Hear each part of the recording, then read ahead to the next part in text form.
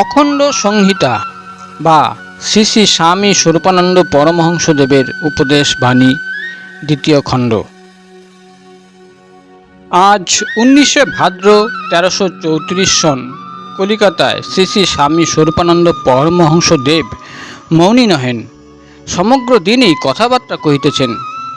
প্রসঙ্গক্রমে সিদ্ধপুরুষের কথা উঠিল। শ্রী শ্রী বামুনি বলিলেন, সিদ্ধপুরুষ চেনা কঠিন, কেননা সিদ্ধপুরুষের প্রথম লক্ষণই হল মানবজাতির সূক্ষ্ম সেবা। যার সেবা যত সূক্ষ্ম তিনি তত বড় সিদ্ধ মহাপুরুষ। প্রশ্নকর্তা জিজ্ঞাসা করিলেন, তাহলে আমরা সিদ্ধপুরুষের সঙ্গ করব কি করে? শ্রী শ্রী বামুনি বলিলেন, তাদের সঙ্গ কাউকে করতে হয় না, তারা নিজেরাই সবাইকে সঙ্গ দেন। লোকমান তাদের প্রাপ্য নয়, তাদের প্রাপ্য হচ্ছে লোককল্যাণ। যেভাবে যার সংস্রবে এলে লোককল্যাণ হবে, তারা নিজেরাই সেসব অবস্থা সৃষ্টি করে নেন। জীবের কুশলে তীক্ষ্ণ লক্ষ্য, আপন কুশলে দৃষ্টি নাই, সকলের সাথে সমান সখ্য সিদ্ধ পুরুষ সেটাই পাই। প্রশ্নকর্তা বামুনিকে জিজ্ঞাসা করিলেন, সিদ্ধ পুরুষেরা কি কাউকে দীক্ষা দেন? শ্রী শ্রী বাবামুনি বলিলেন, দীক্ষা দেওয়া না দেওয়ার উপরে কারো সিদ্ধত্ব নির্ভর করে না, নির্ভর করে মানবজাতির অজ্ঞাতসারে তার উপকার করার শক্তিতে। যার সংস্পর্শে এলে তুমি তোমার অজ্ঞাতসারে সত্যের প্রতি, পবিত্রতার প্রতি, মঙ্গলের প্রতি আকৃষ্ট হবে, তিনি সিদ্ধপুরুষ। যার প্রাণের শুভ ইচ্ছা তোমাকে নবজীবন দান করবে, তিনি সিদ্ধপুরুষ। দীক্ষাদান একটা অতি বাহ্য ব্যাপার। যার কৃপা অন্তর্ভেদ করে তিনি সিদ্ধপুরুষ। কারো কৃপা দীক্ষার ভিতর দিয়েই অন্তর্ভেদ করে, কারো বা দীক্ষা ব্যতীতই অন্তর্ভেদ করে। অপর একজন প্রশ্নকর্তা জিজ্ঞাসা করিলেন, অনেক সময় দেখা যায় কোনো ব্যক্তি কোনো সাধু পুরুষের চরিত্রে মুগ্ধ হয়ে তার শিষ্যত্ব স্বীকার করল, কিন্তু পরে গুরুর জীবনে নানা অসঙ্গতি দেখে গুরুর প্রতি আস্থা তার নাশ হয়ে গেল। এই অবস্থায় তার কর্তব্য কি? শ্রী শ্রী বামুনি বলিলেন, এই অবস্থায় গুরু সঙ্গ এবং গুরু সংস্রব ত্যাগই তার কর্তব্য।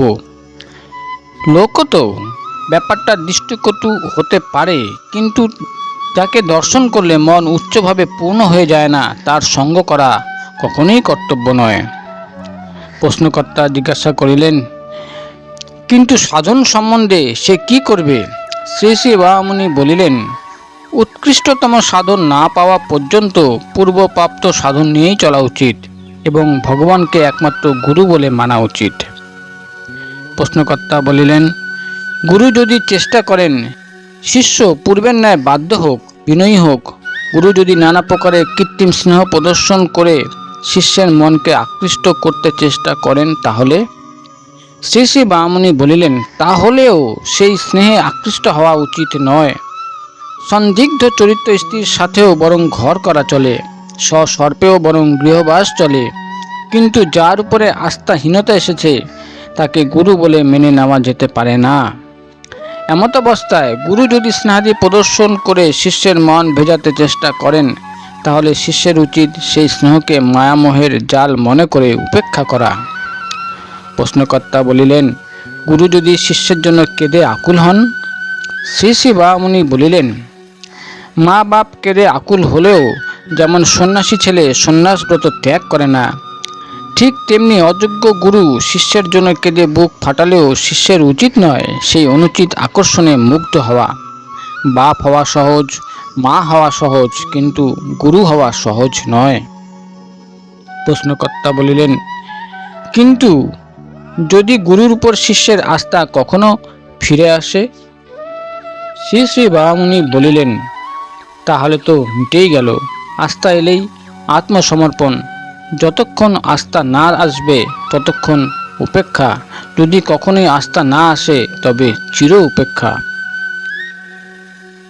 প্রশ্নকর্তা বললেন, কিন্তু লোকে যে বলে গুরু ত্যাগীকে অনন্ত নরকে বাস করতে হবে। শ্রী শ্রী বামুনি বলিলেন, গুরু যে কি বস্তু তা আগে জেনে নেও, তারপরে কথার বিচারে বসো। স্বয়ং শ্রী ভগবানই গুরু। কিন্তু তিনি মনোবুদ্ধির অগম্য লোকে নিজ স্বরূপ লুকিয়ে রেখেছেন। তাই তার কাছে পৌঁছবার জন্য তাকে অবলম্বন করে যে মহাভাব মনোবুদ্ধির জানিত ভাষায় অন্তরে উদিত হয়, সেই মহাভাবই গুরু। কিন্তু এই মহাভাবকে অন্তরে সুপ্রতিষ্ঠিত করার জন্য তার মহানামের আবশ্যকতা পড়ে। সুতরাং তার নামই তোমার গুরু। এই নামকে সুদৃঢ় নিষ্ঠার সঙ্গে প্রাণে ধরে রাখবার জন্য ব্রহ্মজ্ঞ পুরুষের শিষ্যত্ব গ্রহণ অনেকের পক্ষেই প্রয়োজন। সুতরাং দীক্ষাদাতা মহাপুরুষ তোমার গুরু। দীক্ষা নিয়ে তুমি নামের অনুগত হচ্ছ, ভগবতমুখী মহাভাবের অনুগত হচ্ছ, তাই দীক্ষাদাতা তোমার গুরু। দীক্ষা নেওয়ার পরে যদি তার সংস্রব রক্ষার ফলে তোমার অন্তরের উদ্দীপনা ও উচ্চ ভাবকে সহস্তে নিধন করতে হয়, তাহলে যে আত্মহত্যার পাপ হবে বাছা। সুতরাং নামকে একান্তভাবে আশ্রয় করবার জন্যই তখন তোমাকে মনুষ্যদেহী গুরুর কাছ থেকে দূরে যেতে হবে। এতে গুরুত্যাগ হয় না, কুলগুরু ত্যাগ। এই প্রসঙ্গে অপর এক ব্যক্তি প্রশ্ন করলেন, আমাদের বংশ পরম্পরায় একটি গুরু বাড়ি আছে।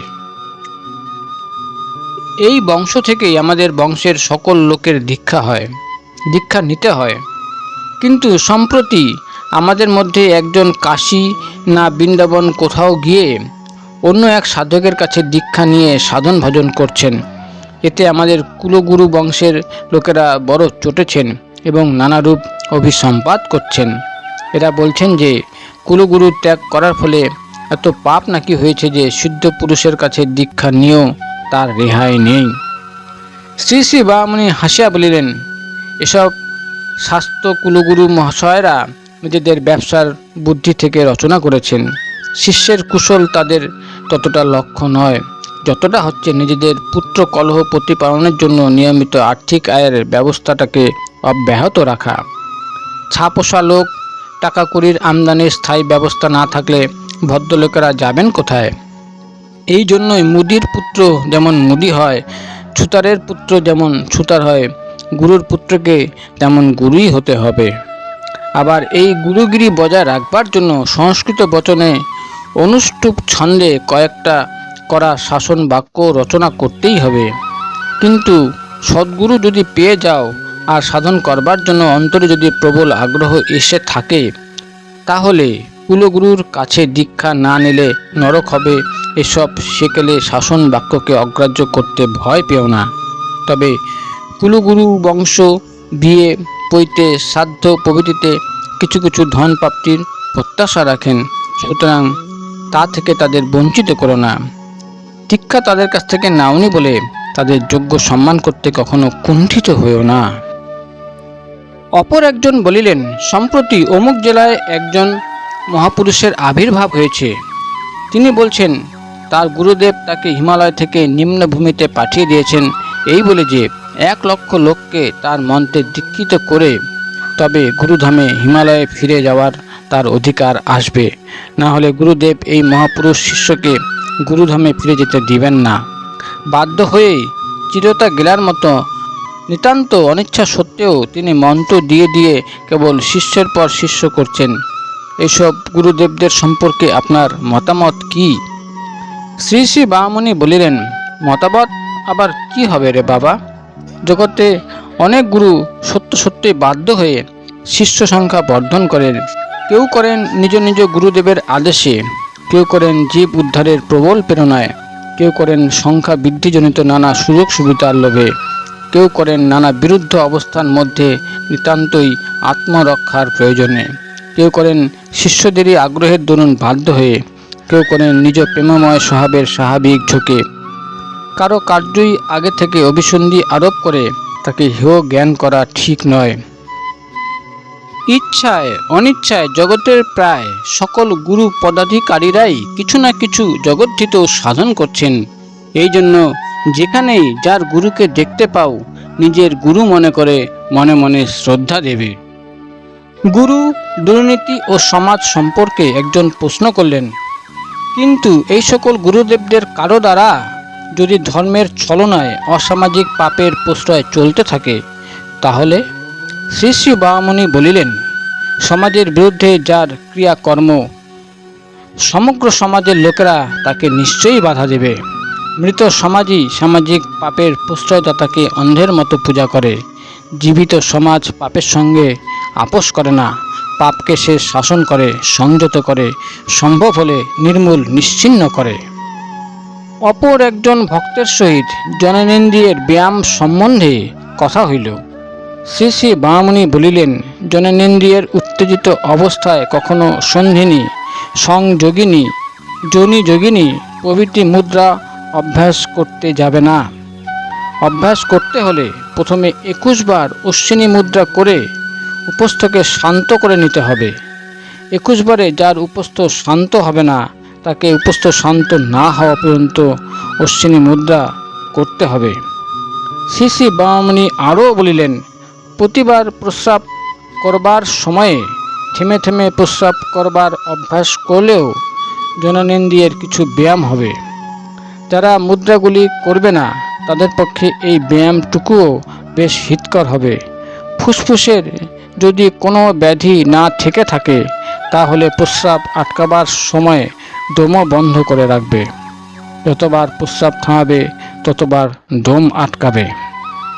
নামের অর্থ প্রসঙ্গে কোনো এক ব্যক্তির প্রশ্নের উত্তরে শ্রী শ্রী বাবামুনি বলিলেন, নামের নিগুড় অর্থ নিজে সাধন করে বুঝে নিতে হবে। শব্দ থাকলেই তার একটা অর্থ থাকে, কিন্তু এই অর্থ দ্বিবিধ। একটা হচ্ছে প্রকাশত আর একটা হচ্ছে নিগুড়। শব্দে মনোসন্নিবেশ করলেই প্রত্যেক শব্দেরই সাধারণ অর্থ ধরা যায়, কিন্তু নিগুড় অর্থ বুঝতে হলে ওই সঙ্গে সাধন করতে হয়। চর্বণ না করলে যেমন ইক্ষুদণ্ডে রসের আস্বাদ পাওয়া যায় না, সাধন না করলেও তেমন নামের প্রকৃত অর্থ হৃদয়ঙ্গম হয় না। যতই সাধন করবে, ততই নামের নতুন নতুন অর্থ তোমার কাছে প্রকাশ পেতে থাকবে। প্রণবের সাধারণ অর্থ ব্রহ্ম, সর্বেশ্বর, পরাৎপর, পরমাত্মা। গুরার্থ সাধন করতে করতেই ধরা পড়বে। শ্রী শ্রী বামামণি আরও বলিলেন, বিভিন্ন সাধকের কাছে নামের নিগুড়ার্থ প্রকাশ বিভিন্ন স্তরে হতে থাকে। এক একজনের পূর্ব সঞ্চিত সংস্কার অনুযায়ী নামের অর্থ নানা বিম্বে, নানা প্রতিবিম্বে প্রকট হতে থাকে। এইভাবে একই নামে বহু অর্থের দোতনা, ব্যঞ্জনা ও সম্প্রসারণের ভিতর দিয়ে ক্রমশ সাধক নামের গুড়াদপি গুড় অর্থে গিয়ে পৌঁছান। সেই অর্থ কখনো মুখের ভাষায় ব্যাখ্যা করা যায় না। সেই অর্থ উপলব্ধির ভিতর দিয়ে অন্তরঙ্গ সাধকের দেহ মনের অবর্ণনীয় পরিতৃপ্তির ভিতর দিয়ে আত্মপ্রকাশ করে। মনুষ্য ভাষায় তার বর্ণনা নেই, কিন্তু মনুষ্য মনের শুদ্ধ ও সংস্কার মুক্ত পটে তার অপূর্ব সুন্দর আলেখ্য ফুটে ওঠে। অবিরাম সাধন করে যাও। সাধন করতে করতেই মন শুদ্ধ হবে, মন সংস্কার প্রমুক্ত হবে। তখন নামের নিগুড়তম অর্থ তোমার কাছে বিনা ব্যাখ্যায় সুপ্রকাশিত হবে। সাধনের গোড়ায় তোমাকে প্রচলিত সাধারণ অর্থ ধরেই কাজ শুরু করতে হচ্ছে। সাধন করতে করতে ভাষাতীত, বর্ণনাতীত সুনিগুড় অর্থ আপনি ধরা পড়বে। একজন প্রশ্ন করলেন, কেউ কেউ বলেন ওঙ্কারের অর্থ ব্রহ্মা, বিষ্ণু ও শিব। প্রণব সাধনকালে কি এই তিনজন দেবতার মূর্তি ধ্যান করতে হবে? শ্রী শ্রী বামামণি বললেন, প্রণব মন্ত্রের যেদিন আবির্ভাব, সেদিন ব্রহ্মা, বিষ্ণু বা মহেশ্বরের কল্পনাও ভারতের আর্য ঋষিদের মনে জাগেনি। ব্রহ্মা, বিষ্ণু বা মহেশ্বরকে পৃথক তিনজন দেবতা বলে ভারতীয় সাধক সমাজ তার সহস্র সহস্র বৎসর পরে গ্রহণ করেছেন। সুতরাং প্রণবের অর্থ ব্রহ্মা, বিষ্ণু ও মহেশ্বর বলে তুমি গ্রহণ করতে পারো না। অ, রসু, ম, ওম এই তিন বর্ণের প্রকৃত মানে আদি, মধ্য, অন্ত। সকলের আদি যিনি, সকলের মধ্য যিনি, সকলের অন্ত যিনি, তিনি প্রণব। অতীত, বর্তমান ও অনাগত সব কিছু বেপে যিনি কালাতীত হয়ে বিরাজ করছেন, তিনি প্রণব। দেশ কালাতীত দ্বারা পরিচ্ছিন্ন না হয়ে যিনি সর্বদা সর্ব অবস্থায় এক, তিনি প্রণব। পরবর্তীকালে প্রান্তিক সাধকেরা প্রণবের যে ব্যাখ্যা করেছেন সেটা প্রণবের আদি ব্যাখ্যা নয়। প্রশ্নকর্তা বললেন, আমাদের পারিবারিক পুরোহিত মশাই একদিকে বলছেন যে ওম কথাটার মানে ব্রহ্মা, বিষ্ণু, মহেশ্বর এই তিন দেবতা, অপরদিকে বলছেন যে আমরা ব্রাহ্মণ নই বলে ওম উচ্চারণ করতে বা প্রণবের সাধন করতে পারবো না। আমি জিজ্ঞাসা করলাম, আমি ব্রহ্মা ব্রহ্মা বলে জপ করলে তাতে পাপ হবে? তিনি বললেন না। আমি জিজ্ঞাসা করলাম, আমি বিষ্ণু বিষ্ণু বলে জপ করলে তাতে পাপ হবে? তিনি বললেন না। আমি জিজ্ঞাসা করলাম, আমি মহেশ্বর মহেশ্বর বলে জপ করলে তাতে কি পাপ হবে? তিনি বললেন না। আমি জিজ্ঞাসা করলাম, আমি একসঙ্গে যদি ব্রহ্মা বিষ্ণু মহেশ্বর বলে জপ করতে থাকি তাতে পাপ হবে কি? তিনি বললেন না। তখন আমি জিজ্ঞাসা করলাম যে আপনি বলছেন ওম মানে ব্রহ্মা বিষ্ণু মহেশ্বর, আবার বলছেন ব্রহ্মার নাম জপ করলেও পাপ হয় না, বিষ্ণুর নাম জপ করলেও পাপ হয় না, মহেশ্বরের নাম জপ করলেও পাপ হয় না, আবার ব্রহ্মা বিষ্ণু মহেশ্বরের নাম একত্রে জপ করলেও পাপ হয় না, তাহলে ওম এই নামটি জপ করলেই আমার পাপ হতে যাবে কেন? পুরুত ঠাকুর কোনো উত্তর না দিয়ে হঠাৎ চটে গেলেন। শ্রী শ্রী বামুনি বলিলেন, শত সহস্র দেবদেবীর পূজা যে প্রচলিত হলো তার সবগুলি আর্যদের নিজস্ব দেবতা নন। অনার্যকে আর্যদের অঙ্গীভূত করে নেওয়ার জন্য তারা তাদের বহু দেবতা এবং ব্রাহ্মণকে মেনে নিয়েছিলেন।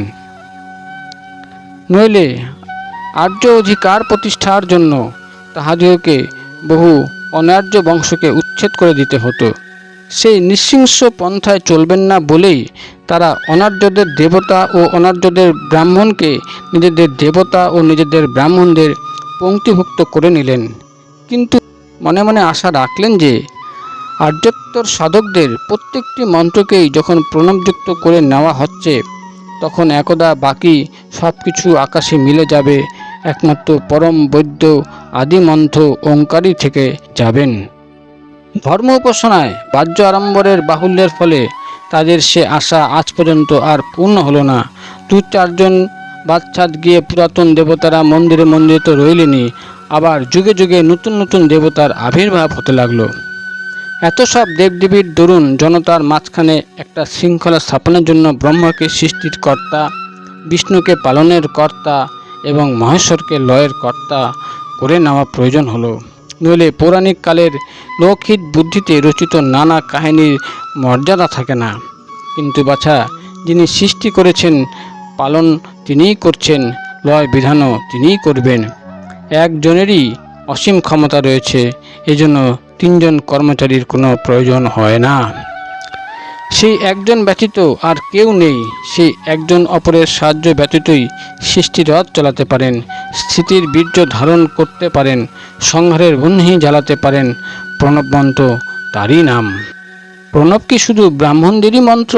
শ্রী শ্রী বামুনি বললেন, হ্যাঁ, প্রণব ব্রাহ্মণেরই মন্ত্র। যিনি ব্রহ্মকে জানেন তিনি ব্রাহ্মণ, যিনি ব্রহ্মকে জানতে চান তিনিও ব্রাহ্মণ পদবাচ্য। সুতরাং নম্র হৃদয়, সত্যশীল, ধীরব্রত, একাগ্রচিত্ত সাধক মাত্রই প্রণব মন্ত্র জপে অধিকারী। অধিকার আসে সাধনের আগ্রহ থেকে, সাধনে অনাগ্রহ থেকে অধিকার হ্রাস পায় এবং লোপ পায়, ফলে ব্রাহ্মণও অব্রাহ্মণ হয়।